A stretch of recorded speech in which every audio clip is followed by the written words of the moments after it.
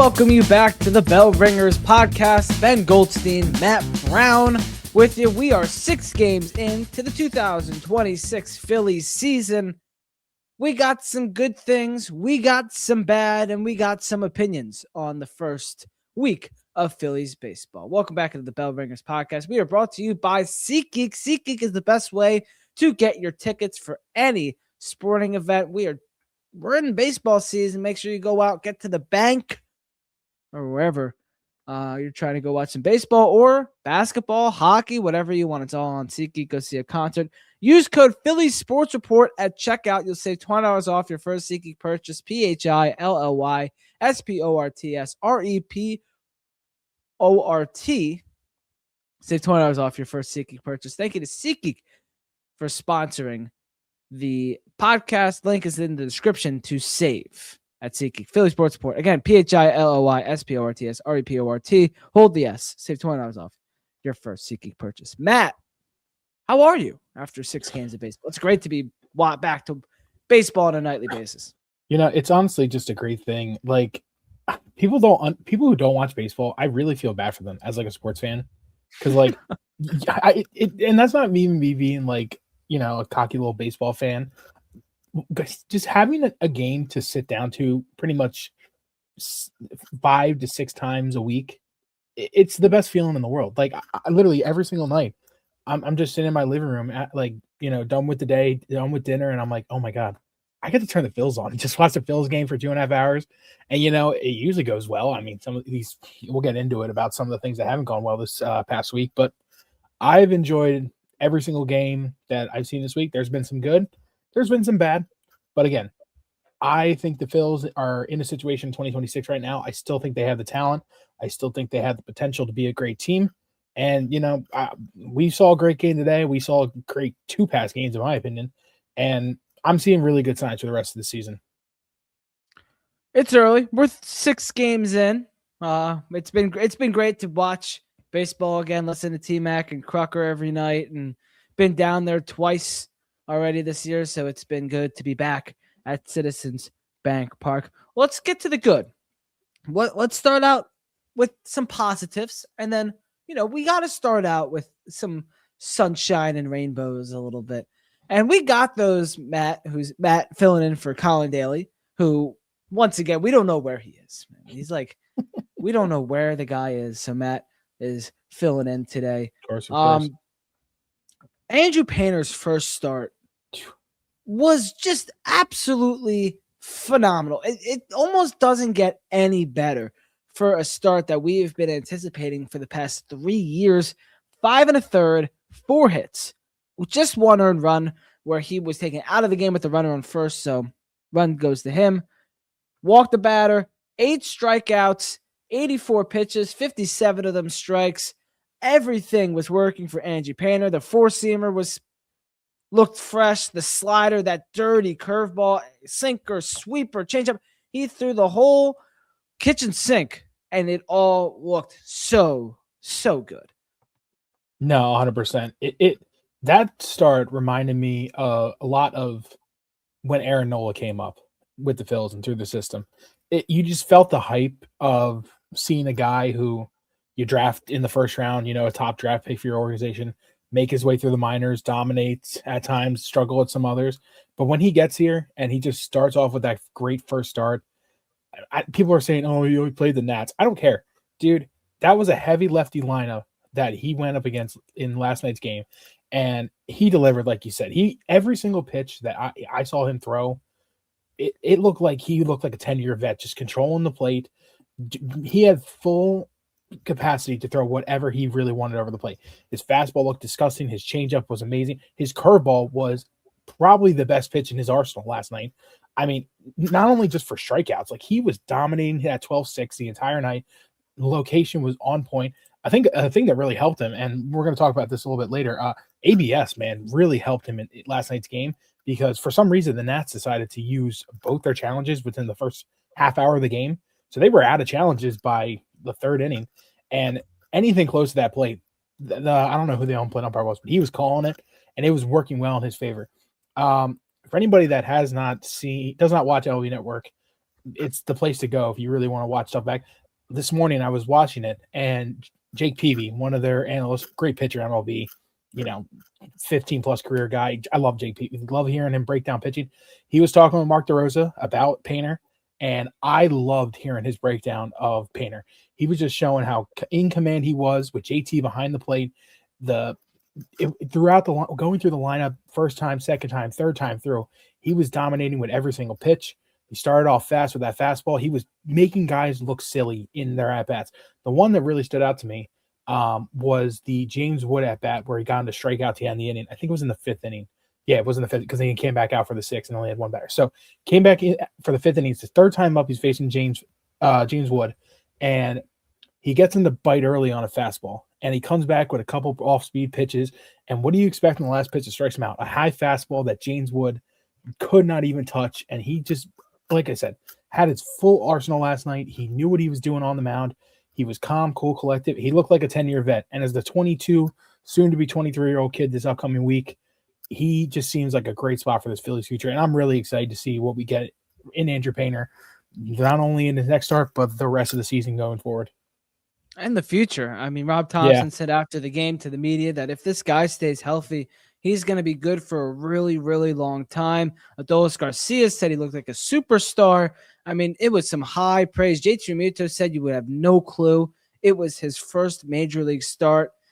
It was incredible. I was at the ballpark for this game, and just the reaction from the crowd when he made his way out to the field, and just the whole vibe around it. You had the Andrews Painters. You had guys dressed up as Painters. It was a great Painter touched 98.7. We'll call it 99 miles an hour. It's just everything was working so well. And that curveball for his first major league strikeout against the first hitter that he faces, that thing, shoo, that was a great pitch. And Painter, he was painting like every pitch, everything. I mean, we said it, everything was working. He threw the four-seamer 40% of the time, the slider 21, curveball 20%, 11% for the changeup, which was also a really good pitch. The sinker he threw 5% of the time, and sweeper he just threw 2 of those.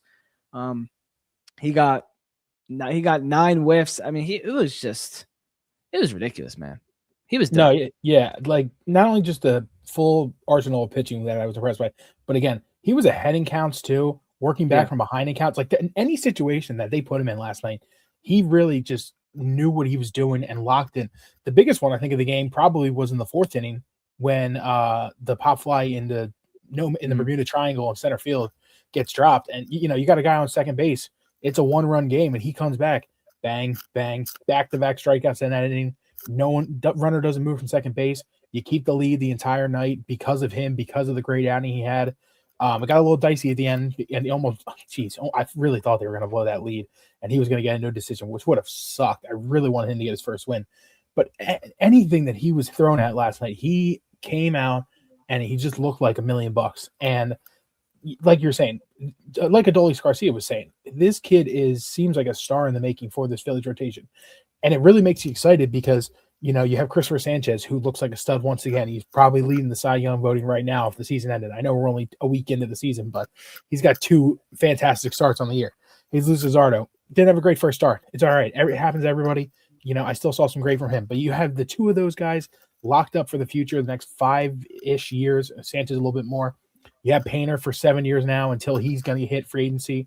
Could have an extension for him maybe if with all these young prospects and extension, you might want to get Andrew Painter locked in and get him some money and get that locked down. And then you have Zach Wheeler coming back from injury. He said he's not playing past his 2027 contract. We'll see how that goes. But you have him. You got Aaron Nola. That's 5. Those are 5 all-star caliber pitchers in your rotation. Some teams don't even have 1. And the fact that the Phillies team has 5 guys who could realistically be Cy Young / all-star caliber starting pitchers is just unbelievable. And you have mix of young blood, mix of veterans. Everything works so well, and you have they have built such a great core in this starting rotation. And I remember last year when we traded Mick Abel to the Twins, and everybody's like, man, Mick looked really good through those first couple starts of during his career. It's going to suck losing him. But by keeping Andrew Painter at that deadline last year that he was going to come up this year, and he was going to be the $1 million and the number 1 pick. And the franchise guy that you draft him to be, and it's just a great feeling. It's a great feeling as a fan.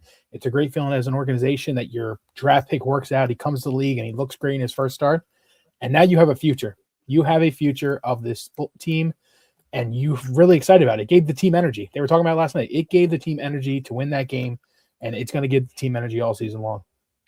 I've been pretty hard on the Phillies over the last couple years for not moving these top three guys in Justin Crawford, Painter, and Aiden Miller, because there's been moves that they could have made since 22 if they move one of these three or multiple of these three that could have been adding that missing spark that they needed at that time and that season that could have gotten them, possibly a better chance at a World Series.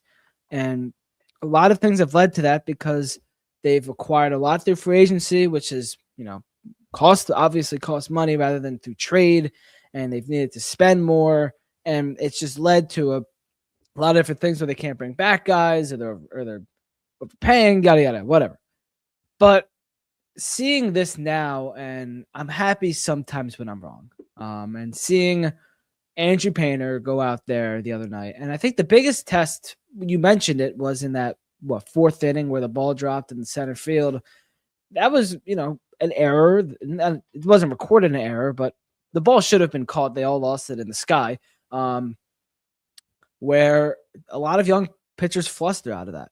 But he stayed, so it's kind of what we see out of Ranger Suarez back when he was a Philly. It's just nothing affected him. I mean, he didn't have much that really had to affect him, but that was really the only instance where something could have derailed from that, and he stayed totally locked in, got the next three guys out, no problem. And then he gets a glorious standing ovation after he comes out in the sixth inning. It was just a great night for Angie Painter. And the greatness continued for the young guys as fellow 22-year-old Justin Crawford through his first week, Matt, 7 for 17. He's hitting amazing. All he does is hit. He hit some of the opposite field. He hit the right center. The kid, he just hits. He's just a great hitter. He had the walk-off, of course, on Wednesday. He also had his first extra base hit on Wednesday. Wednesday was a great day for Justin Crawford, 3-hit day. He is fun at the bottom of the lineup. And Phillies haven't had we've been saying the Phillies haven't had a guy like that at their bottom of the order that just turn the lineup over and get on base. They got it. You want to see him steal a little bit more, but he's making things happen down there. Yeah, it's kind of an interesting thing about him stealing because you really want him to do that, but at the same time, you want him on base for when the top three, is at the plate because you want them, you don't want the runs to be scored, and that's the guys Turner, Schwarber, and Harper that are supposed to bring him in. So it's kind of like a double entendre. You don't really you run him to steal, but if he gets thrown out, then it looks bad. But yeah, Justin Crawford, man, year after year, I've always said we just gotta wait for this guy to get up here. He's gonna solve the center field problem. I know it. It's almost impossible for a kid like him being a former MLB player's son, like Carl Crawford, who like a 4-time All-Star, Silver Slugger, Gold Glover, center fielder. He's basically been called Carl Crawford 2.0, and he's looked it so far this season. The power isn't there. I know it's not, and people were concerned about that. Oh my God, he's not going to be able to, hit the home runs like his dad. That's okay. That's not that's not what he's here for. He is here to turn the lineup around, to play outstanding center field defense. And by God, has he. Oh my God, that catch on, I think that was Saturday? Yeah, that catch on Saturday's game on Monty's angle, that was a hell of a catch, man. I was watching it live. I was like, oh my God, that's crazy. That's such a crazy catch.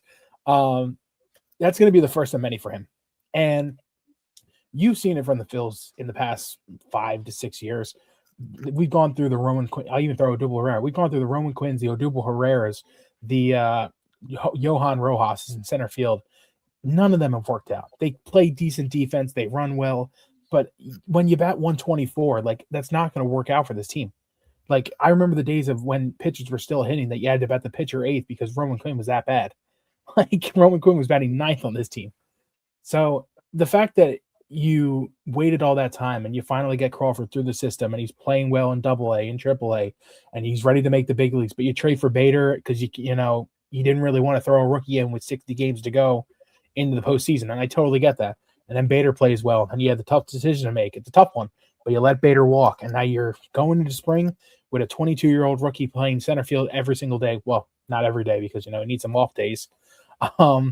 But he's playing every single day. He's doing his job. He's getting it. He's getting on base, and I have been really, really impressed with Justin Crawford. I have a take for you, and I'd love to hear your take on this.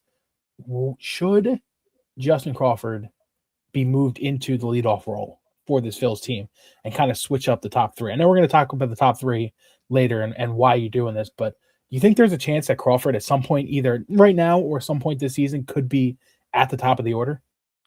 I think the only way that happens is if Trey Turner gets hurt.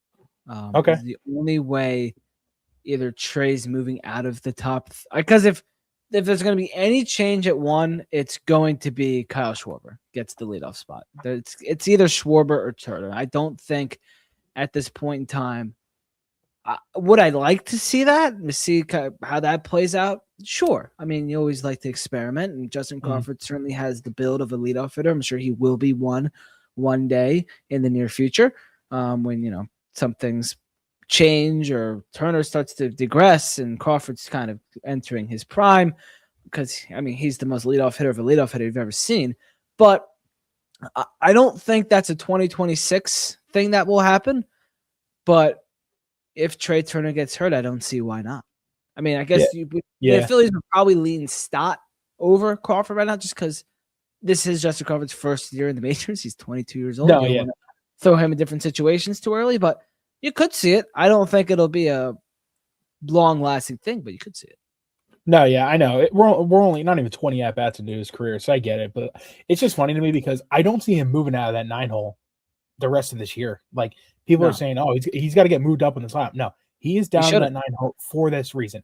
He's down in there to flip the lineup over because he gets on base like that, and he's on base for the 1, 2, 3 guys. Now, I think he's either batting 9 or 1 in this lineup, in my opinion.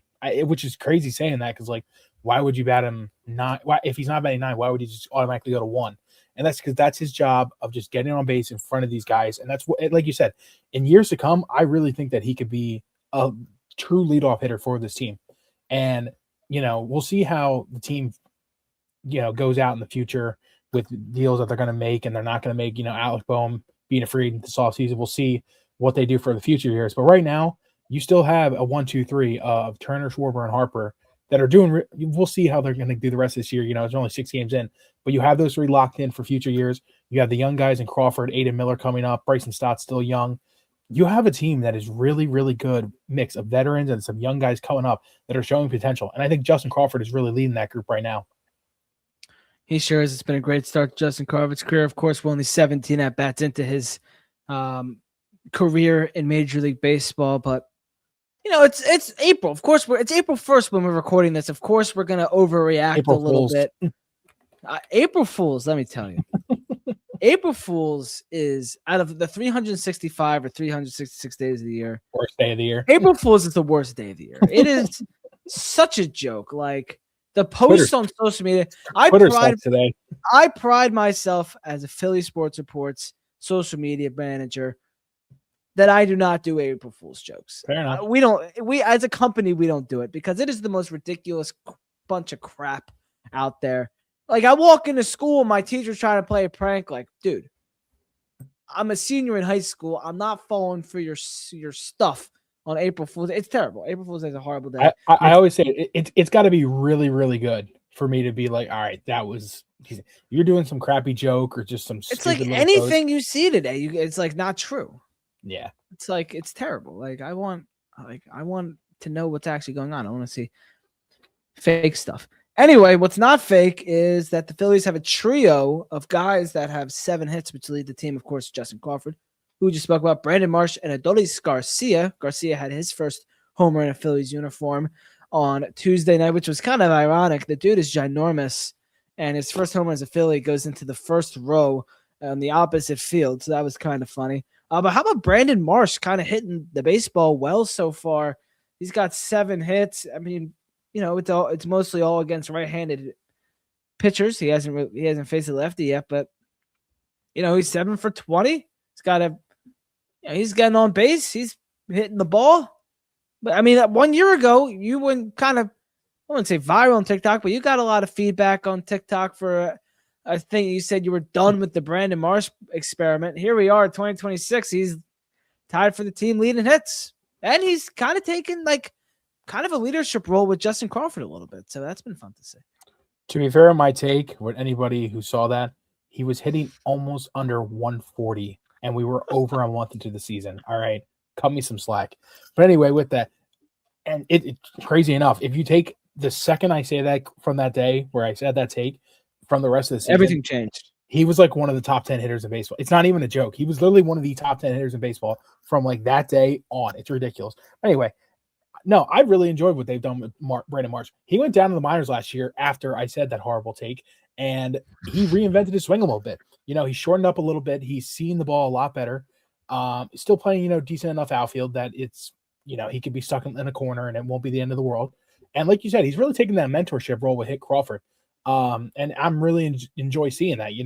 Marsh has been through the ups and downs of the majors. He's been traded at a young age, had to go to a whole new organization, has seen the highs and lows of playoffs. He knows what it takes in the playoffs to be good. And he knows how important Crawford is to this team, how important he is to the defense, how important he is to the bottom of the order. And, they're just doing their thing down at the bottom of the order, Marsh and Crawford. And they've been a solid 1-2 punch down there with JT in the middle of them. And overall, I really enjoy what this outfield has produced. I have been saying it all offseason long. I love the Adolis Garcia move in the offseason. I thought Garcia was the perfect bat to sign to play right field. I thought he was a much improvement over Nick Castellanos, who was manning the right field for the Phillies this past number of years. They're very similar players. Garcia is going to strike out on some bad strikeouts. You're going to see a ball in the dirt, although he's been pretty well not chasing this year, which I've been impressed by. But he's going to have some bad strikeouts. He's going to have some bad looking at bats, but the power is there. And when he's going, he can put up serious numbers that can help this team in the middle-ish order where he's going to bat. And on top of that, the number one thing that I've loved, the defense is there. Man, you see it in his arm, in the ability to track down balls. It was painful having to watch Nick Castellanos run for a fly ball because it would be like just a ball into the corner, and it would have like a 60% catch rate, and he just would completely jump for the ball, and he wouldn't be able to get it. And you're just frustrated because it's not an error. Castellanos never makes errors. Yeah, because he's so slow that he can't get to a ball. That's why. Garcia caught a ball the other day that had a less than 30% probability catch rate, and he ended up making the catch. That was the first time a right fielder for the Phillies has caught a less than 30% rate since Harper was in the outfield, in right field. Castellanos caught none of those while he was out there. So the fact that you get to release Castellanos, bring in Garcia, who I think is better than Castellanos, way better, and you get upgraded defense, upgraded arm strength, and just a better player that vibes with this team. Like him and Edmundo Sosa are loving each other right now. They're best friends. Like the vibes that they bring are great.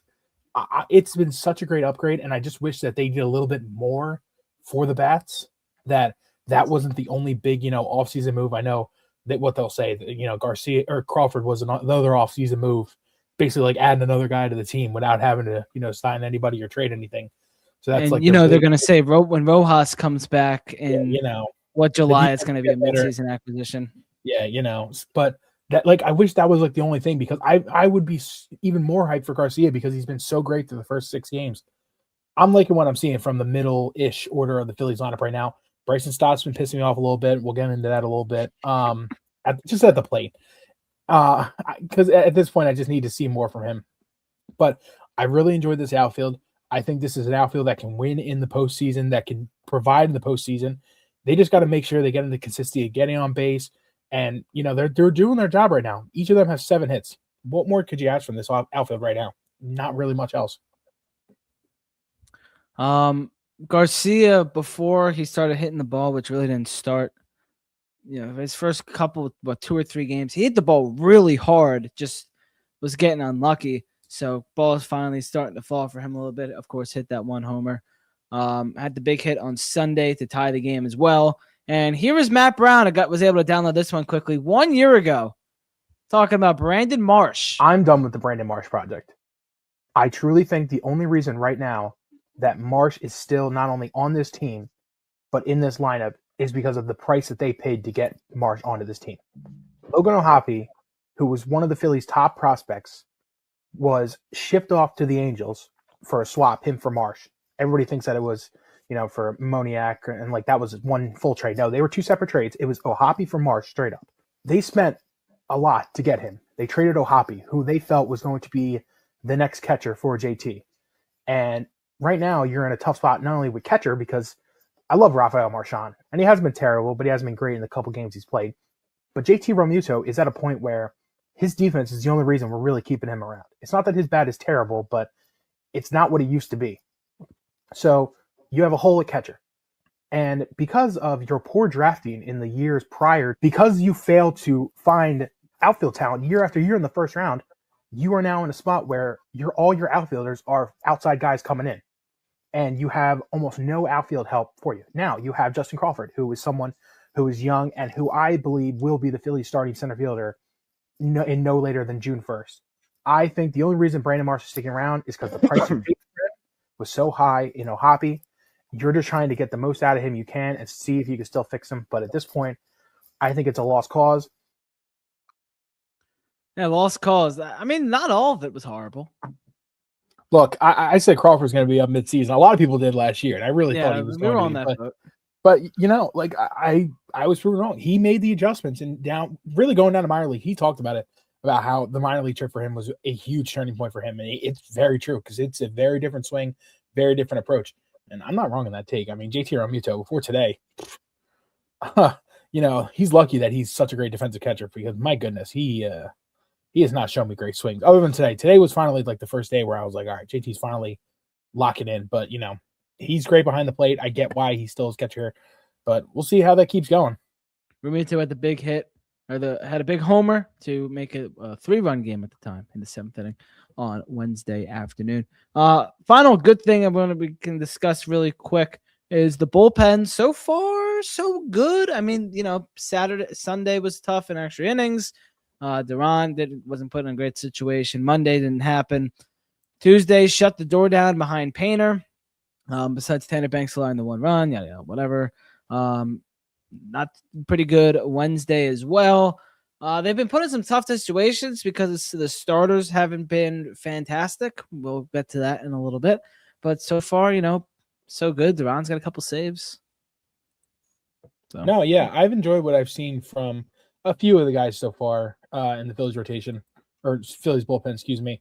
Johan Duran has been lights out. I mean, you did the big trade for him last year. I truly think that he is just locked in so far. The only bad game that he's had is the one where they won an extra innings and lost to on Sunday. On Sunday, again, they were out of that game the entire time. So the fact that he had to get up and just do that whole motion that quickly, it's whatever. Losses are going to happen. Bad innings are going to happen for Duran. Nobody's perfect. But Jose Alvarado, I've enjoyed what I've seen from him. Tanner Banks, again, another lefty that's been doing really well. I've enjoyed what I've seen from him as well. He ran a little bit of trouble the other night against the Nats, but I've enjoyed seeing his fastball look good. His off-speed stuff look good. Jonathan Bolin, I think he's the odd man out when Wheeler's back. Right now, I don't love what I've seen from him. Maybe it's either him or Pop right now. And for me, I think both those guys are just meh. Kyle Backus, kind of ran into that tough spot on opening day. Whatever. Just 1 start. I didn't really think that was fair on him. But I've enjoyed what I've seen from this bullpen right now. I think Keller needs to pick it up a little bit because, you're paying top price for him, and I need to see a little bit better. But otherwise, I don't think I forget. Oh, Meza's pitched a big inning so far this year in some spots that you really didn't expect him to be in. But they've been rolling with him right now, and Meza's been looking all right. So I have really enjoyed what I've seen from the Phillies right now in their bullpen. I still think they're going to probably be aiming to improve that a little bit because I do think that they want to try and get another right-hander that can throw some heat. Just not anything like, set up Manny, because they kind of have that in Keller and Orion Kirkland when they get back. But they have their lefties that they're going to have the entire season. Alvarado, Banks, and Meza, and maybe Backus too. We'll see how he keeps going. But mainly Alvarado and Banks are going to be their 2 lefties setup man. The righty setup men are going to be Keller and Orion Kirkland when he comes back. Duran's going to close. But I think they kind of want another fastball righty that can, kind of do a little bit of bulk work in the middle there. And that's probably what's going to be their mid-season kind of thing that they're going to look at during the trade deadline. That's for months and months from now to move on. But what we have right now, I'm really enjoying what we're seeing, especially because, like you said, the starters have not been, the best other than, Sanchez's opening day start and Painter's start last night. They really haven't given you, great outings where you can have an easy day for the bullpen. Everything's been close these first couple games. And nothing has really been like, a blowout for the offense. Again, it trickles down everything. The offense isn't really putting up big runs. The starting pitching isn't giving you, enough of a lead and enough of a, cushion so that the bullpen doesn't have to work that much. The bullpen has been put in a lot of tough spots over the first week. But again, they've answered the call and they've been doing pretty well. And we're 3-3 right now. We could be a lot worse. There are a lot of teams that wish they were 3-3 right now that are sitting at 1-5, 2-4. Tim Meza through 4 innings, 4 strikeouts, hasn't allowed a run. So far, so good from Tim Meza. Before we transition to the bad, early thoughts on the automated ball strike system. We're through 6 games. We've seen it a bunch of times. Phillies are pretty good at it. That's just JT being good at it. I mean, like I said earlier, JT is lucky he is a demon behind the plate. That is the thing that he is getting paid for. He is getting paid to be the best catcher in baseball behind the plate. And I truly think he is. The arm is still there. The calling of challenges is still there. The calling pitches is still there. The play, like preparing for batters too, is still there. I've enjoyed ABS. I don't think it's a bad thing. Some people have been saying that, like, yeah, it's a simple thing. It's a touch of the helmet. I like that you can't ask the dugout for help. Like, it's on the pitcher, the catcher, and the batter, whoever wants to call it, if they really feel that way. I think it's a good thing for veterans too. And, we're a veteran savvy team, that can see the strike zone because I feel like they have a good read. Harper, Schwarber, and Turner, and they're normally the guys that are going to be making these challenges, at least at the plate. But I've enjoyed it so far. I think we're one of the better teams at doing it, like you said. So obviously it benefits us a lot. But it really just gives you an opportunity to right the wrongs the little wrongs that you just get in situations that you really need it. The one I always go back to is the Sanchez in Game 4 last year in Los Angeles. That was such a big play that needed to be called, and the fact that it wasn't called, and I'm not going to say it resulted in a loss because there were many moments where we could have won that series, but you could have been out of that inning, and it could have been so much different than it is right now. But who knows? But it just gives you a nice little cushion that you can rely on. I've always enjoyed replay. I think it's been a great acquisition to this game. I wish, actual challenging replay was a little bit faster. Like, I love how it's just like instant. They're challenging the pitch. We're going right up to the board. We're going to see what it is. We're going to move on. It's quick, easy. I've really enjoyed that part of it. The one thing, though, is I don't want this to be how this game goes moving forward. I don't want an automatic strike zone for the entire game because I still like, as a classic baseball fan, I still like the feel of the game. I like the umpires controlling things a little bit. I don't like when they're overbearing and over controlling of everything because they think they're right. But I like the real feel of the game a little bit. I like the 2 challenges. I like how you it's like challenges in football. If you lose your challenge and you're done, you don't get any more help with that. It's a strategy thing. I kind of like that as well. It makes teams have to strategize when they're going to use them. And look, when you don't strategize well, you look at the Nats game against Painter. The Nats used them in the first 2 innings of the game. They did not have one the rest of the game, and it heavily affected them. You got to know when to use it, know when it's available, and know when to use it in the right spots. And the Phillies have been doing really well with that, so I've been impressed. Ain't that what they do? Yeah. It's a little tap. I also love how umpires are finally the old ones who are just god awful. It's kind of humiliating, man. Yes, but at the same time, these guys know for years they have been god awful, and they get put on blast, and they don't care because them being in their union, they just get the free pass that they can be this terrible. It was the thing with Angel Hernandez all those years. Somebody said that you need to be fired and put out an MLB. I'm in my union. They can't touch me. They can make you look like an idiot now, and that's just how it is. CB Buckner, I'm not making fun of what happened today. He got hit in the face. I hope everything's doing well with him. But he's getting owned on the field because of how terrible an umpire he is. And it's going to run some umpires out of baseball. That's all right. It's time. I was going to say something, but I'm not going to say it's time for them to get out. Like, if they really want to don't be humiliated and don't want to get better, like, there are umpires who they say in the offseason, they try to get better by calling balls and strikes by doing it and sitting behind the plate when balls are coming in to try and, make the correct calls. Some of these guys don't care. They just go to the offseason and don't do anything. They show up for the paycheck every year with their union job. No, there are people that want to make this game better, and they don't want to be humiliated, and that's the thing that it's going to take. So be it. You mentioned that you don't want this to trend how the game's going to go. I hate to break it to you, but this is phase one. Oh, I agree. I think This is how it's and going to that's if humans are playing the game, humans are watching the game, humans should be officiating the game. go. I agree. I don't think it is so difficult to call balls and strikes.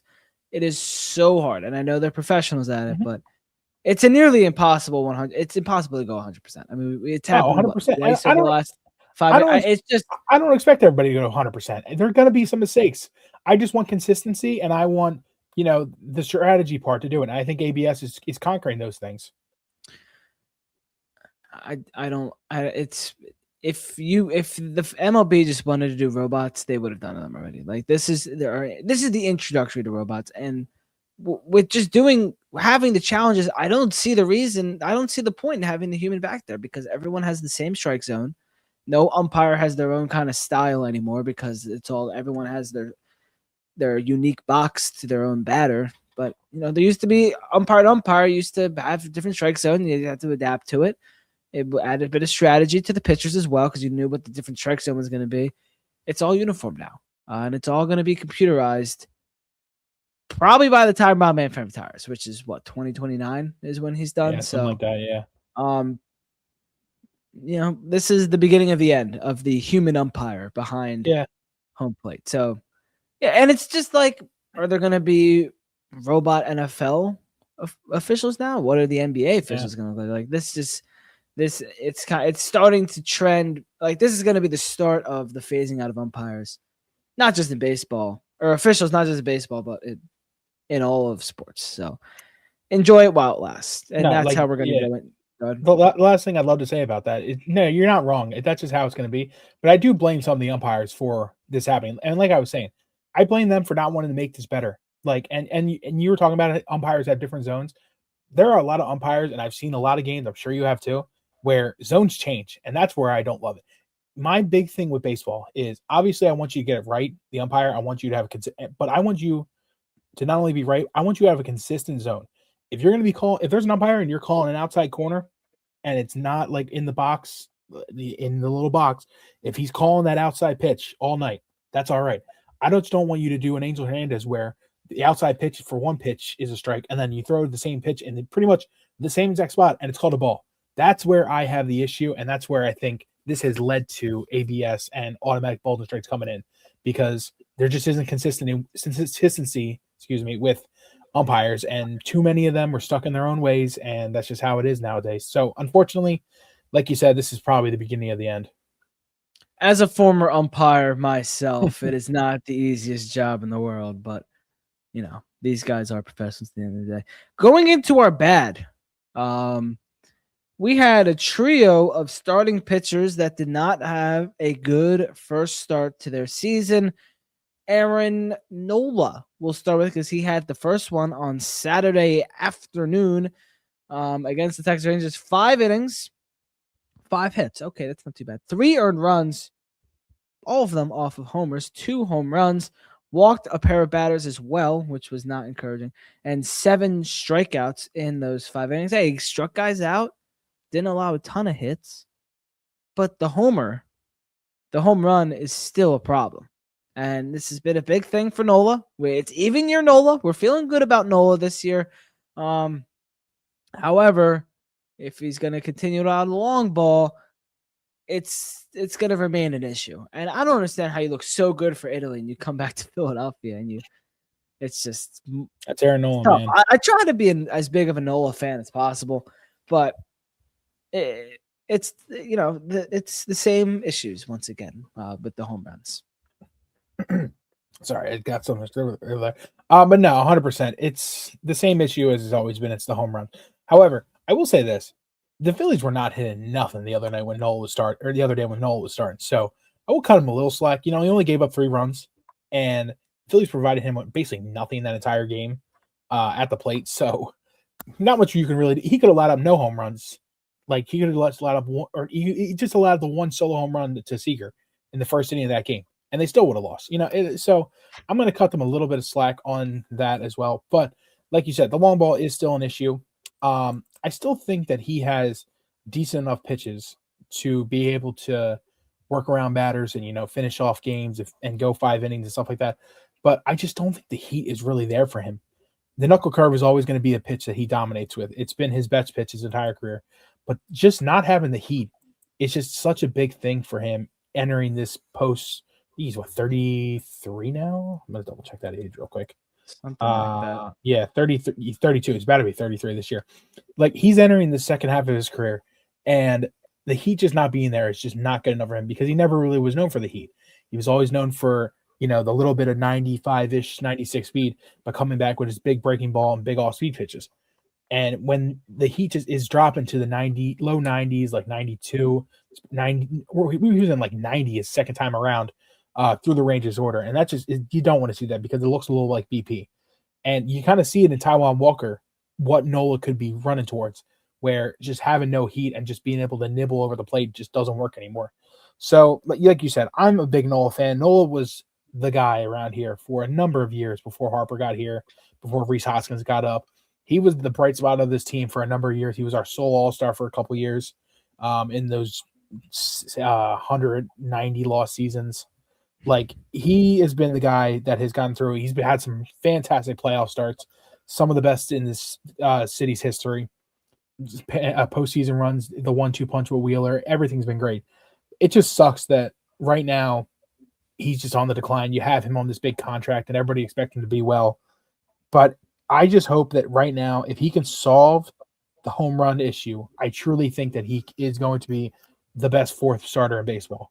Like, he has the stuff to be able to do that. Right? He's probably going to get moved down to 5 eventually when Wheeler gets back. But he's going to control that back end of the starting rotation, and that's okay.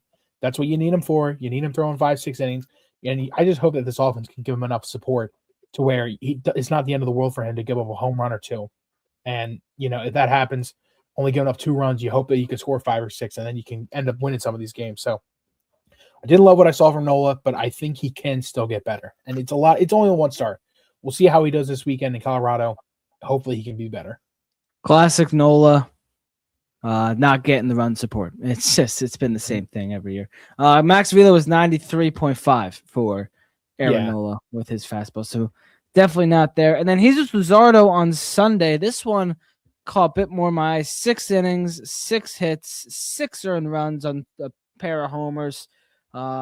Just 1 walk, 7 strikeouts. This one was weird because it started out okay, and then it just got worse. And it was weird from Luzardo. He was so good to start last season. He ran into the one little spurt in the middle of the year, which inflated his numbers. And, maybe he's starting that now, but unless he just didn't have it, like he was putting pitches over the plate, he kind of got behind hitters. But if he's tipping again, we got a big problem. Yeah, I don't think that was it. I don't feel like that was it. But I just think it was a bad start for him. I just think he left a couple pitches over the middle of the plate. The home runs were not really an issue for him last year, and it was in this game. And like you said, that was like the concerning thing. You're like, man, is he really letting up home runs right now? That's not what you want to see to Brandon Nimmo and Andrew McCutcheon of all people. I hate Brandon Nimmo so much. Thank God I only have to watch him in that first series. I don't want to watch him ever again. I think he just ran into a little bit of trouble in second and third and the fourth inning of that game. And it's just something that he couldn't bounce around. Giving up 5 runs early, again, when you're not really getting run support, it doesn't help. I feel like these guys pitch way better when they're getting early runs from the starting lineup, or they're getting, consistent runs from this lineup.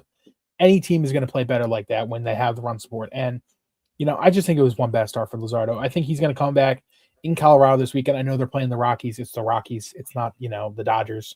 Not some great team, but I think he's going to bounce back big time this weekend. I really think that he's going to toss, 6, maybe 7 innings of no run. Don't you dare. No run baseball. Almost hit around like 10 Ks this weekend, which is what you really want to see for him. Because last year he was a 200 strikeout guy, and you want him to be that again. You want him to be that 1-2 punch with the lefties with him and Sanchez. And you've seen it from Sanchez so far through 2 starts, and you really hope that Luzardo can start to get back on a roll. So I just think it was one rough start. Wasn't best conditions on that Sunday. Kind of ran into it early with letting up the home runs. Didn't have the run support. So at this point, it's all right. As long as he shakes it off, we should be good to go. And then we can talk about. I want to turn this into a positive with Taijuan Walker on Monday. 4 2/3, 10 hits, 6 runs, 3 walks, 2 strikeouts. Because he's getting replaced soon. Yep. By Zach Wheeler, who threw 3 scoreless innings up in Lehigh Valley. He ran into a bit of trouble, I think, in the first inning, and then cruised through there. And he's gonna have one more start with Lehigh Valley this week. This was on Saturday, so it's coming up. This around, very soon. And then he'll have another one with Reading because Lehigh goes somewhere. I don't remember exactly what's going on. And then they'll assess. So we could see Wheeler here mid-April, which is just unbelievable after what he went through last year. But, that sucked from Taijuan Walker. And Sucked to say the least. Yeah, so it would be hopefully good to see Zach Wheeler. We'll keep a little light on Taijuan Walker. He's caught enough heat on this podcast before. No, yeah, he 100% has. I will make quick. The one thing that I just will say the problem with Walker is, and this is all the people out there that are listening, if you think that Aaron Nola is bad, Taijuan Walker is a worse version of what an Aaron Nola is. Like, he is BP, man. It really does look like BP. There's no velocity there. I really don't think his break pitches are that great. He's just firing up there and hoping that he can get lucky that they don't hit a ball where the Phillies are not. I will cut him a little bit of slack. Like, you were at that. Were you at that game, the Monday night game, the 13th? I was not there Monday. No, you watched. Yeah, you watched on TV though. Am I wrong to say that even this whole series, the Nats had more dinky little hits? There was a lot of weak contact. That first inning was full. They scored 5 runs in the first. I don't think there was not a ball hit over 90 miles. Like, I think the hardest hit ball in the inning was 92 miles. Yeah, really not that hard. No, and on top of that, like, the offense was just for the first couple innings against Griffin. Well, who they've never seen. We're gonna get there. We're gonna get there. Let's talk about it right now, man. Let's talk about this offense because my goodness, this top 3. Trey Turner, Kyle Schwarber, and Bryce Harper, Matt Brown. They combined for 12 for 73 in their first 6 games. That's 164. What in the world is going on? I'll tell you. We saw this just a couple months ago. No, we did. They it was not great. I've been very unimpressed from the top 3 in this order so far this season. Schwarber has given me some glimpses of some good swings and a couple clutch hits. He had the big double. Oh shit, he got thrown out 30. That's why it was a double. Today, the person that's really pissed me off a lot is Trey Turner. Well, I shouldn't say that. Harper has too, but I'll get to him in a second. Trey Turner has not looked great swinging the bat at all. At all, man. When he gets up there, for a guy that was coming off, the leader in hits in MLB last year, he just looks so uninterested in at bats, and the strikeouts just look terrible. He's not working his way on with walks, and that's what makes it look even worse. And I know batters go through these 3 for 25s, the 4 for 22s in the middle of the season, and nobody bats an eye. It just looks bad right now because, it's the first week of the year and everybody's hitting under 200. I get it, but it does not look great for this time of the order. Bryce Harper, though, I will say this: the thing that has pissed me off with Bryce Harper is the fact that he has put up a performance like this at the start of the year. Now, is it a good start to the year? Not one bit. It is not a great start of the year for Harper. He had the first home run today, finally, thank God. But again, I have grown to expect this from Harper. Like, the type of Harper I've seen these first couple games, I have seen this in hundreds of at-bats. I have seen streaks like this from Harper throughout many, many seasons. But what pisses me off is, am I not mistaken that coming into spring training, Harper said he wanted to reinvent himself. He wanted to walk more. He wanted to chase less. He wanted to get it on base more and, move the at-bats and move the lineup over to the guys behind him, Alec Boehm, Adolis Garcia, Bryson Stott. Am I wrong? You're wrong. 2 walks. 2 walks. Like, yeah, I was going to say, I thought you were referring to like batting second. No, 2 walks this year. Like, it has just not been great. The situational hitting, I think, is terrible. I've seen more rollover grounders than I've seen from him ever. Like, and that's saying a lot because I feel like he does that more than a lot of guys in this league. The at bat just looks so uninterested this year, and it's really, really annoying. That's what pissed me off the most. Like, if he wouldn't have said anything, it's just like, oh, we're rolling into 2026, just got to get things going. He said he came out and said he wanted to be a different player, and he has been none of that this year. That's what pissed me off the most. If he just said we're just going to get back into the swing of things, and this is what he's putting up, I'd be like, you know what? This is what Harper does. He'll show up in the big spots. Hopefully by the end of the year, he'll, straighten things out. But no, he wanted to reinvent himself, and he has not done that in the slightest, and that's what's pissed me off about this.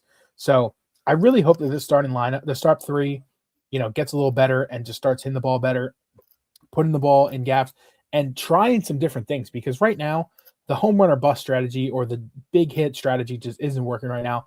They got to start producing runs, man. Like, changing things up, getting on base, stealing some bags, just trying to move the line a little bit. Because right now, it's just not working. And, I'll even throw Bomer in there right now. I think Bohm is just not the answer behind Harper at 4, and I just never thought it was. They want Bomer to be this guy that can protect Harper and hit the doubles that he hit the 1 year. I don't see it. I just don't think that he really can provide to this team. So just an awful start this year for the top of the order. Yeah, Harper in spring training, when he said he wanted to walk 140, 150 times, he also addressed how he looks on the field, where he just doesn't really smile and isn't really animated anymore. He said he still loves to play, but he just looks disinterested at the plate. Like the slider's away, he's just flailing the bat out and then just walking back to the dugout. Like, we've seen the same picture with him over and over and over again, and he's like, it's not a good look when you come out and say how you were offended by your president that called you not elite. Not elite, yeah. It's when you make a statement like that, you need to come out firing. And Harper has come out ice cold, and he looks stale at the plate, and it's concerning. We are 6 games in, but the biggest problem with this, by the way, Alec Boehm's batting average so far is .095. He has just 2 hits. One of them is the home run opening day. He is in a lawsuit with his parents, so we do have to cut him some slack for that because that is a tough situation. But yeah, still not a great start. The most concerning part about these, these 4 at the top of the lineup is that it's a continuation. Like, if it was just they're off to a cold start, they're off to a tough start. It happens, but this is exactly how the Phillies season ended. When the top of the lineup goes cold in October every single season. It's just we're seeing it in March and April now rather than we're seeing it in October. And that's the most concerning part. And we know it's going to happen again. What else is there to expect differently? Maybe they're getting it out of the way now rather than later, but that's the worst part is this is not new. This is not just a bad start. This is a continuation from how the season ended last year.